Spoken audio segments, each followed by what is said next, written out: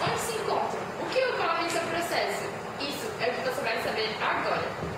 Bom, meiose é o nome dado ao processo de divisão celular caracterizado por dois períodos distintos, envolvendo transformações e reagentes estruturais dos cromossomos, molécula de DNA, um momento de separação dos cromossomos homólogos e outro equacional, separação das cromatídeos irmãs.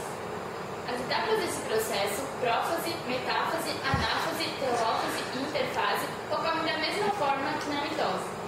Só que neste caso, em dobro, pois aqui teremos duas células passando pelo mesmo processo simultaneamente. Nesse processo, a quantificação cromossômica é reduzida à metade, ou seja, a célula-mãe diploide, após a divisão, origina 4 células haploides. Bom, hoje a gente vai receber uma convidada muito especial que vai nos falar mais sobre a meiose. É a bióloga Mafalda, que veio de Havaí. Vamos lá. Ao invés de criar duas novas células com números idênticos de cromossomos, como na mitose, na meiose as células fazem uma segunda divisão, meiose 2, logo após a primeira, meiose 1. Nessa segunda divisão, o número de cromossomos é dividido ao meio, com apenas a metade do número de cromossomos. As células são chamadas de haploides, e as células diploides são exatamente o oposto das haploides. As células com seu estágio normal são consideradas diploides. E cada um dos núcleos dessas células filhas tem só metade do número original de cromossomos. Os dois núcleos resultantes dividem-se em meiose 2, ou a divisão 2 da meiose, formando 4. Bom, agora nós temos uma nova convidada que vai nos ajudar a discutir sobre a meiose. Seja bem-vinda, Bianca, ao Jornal Só Biologia. Obrigado! É uma honra estar fazendo parte desse jornal e discutindo sobre coisas tão interessantes. Agora vamos falar sobre a divisão 1 ou divisão reducional, que inclui prófase 1, metáfase 1, anáfase 1, telófase 1. Na prófase 1, os cromossomos, já com os dois cromatídeos, tornam-se mais condensados e vai ocorrer o emparelhamento dos cromossomos homólogos e também ocorre a permuta de material genético, crossing over, a troca de genes entre as células. Nessa troca, os genes são misturados e o resultado desta troca não é uma duplicação perfeita como ocorre na mitose. Aqui, as células se dividem, originando duas novas células, com apenas um par de cromossomos cada uma. Na metáfase 1, há o desaparecimento da membrana nuclear. Os cromossomos ficam agrupados na região equatorial da célula, associado às fibras do fuso. Na anáfase 1, ocorre o encurtamento das fibras do fuso, deslocando os cromossomos homólogos para os polos das células.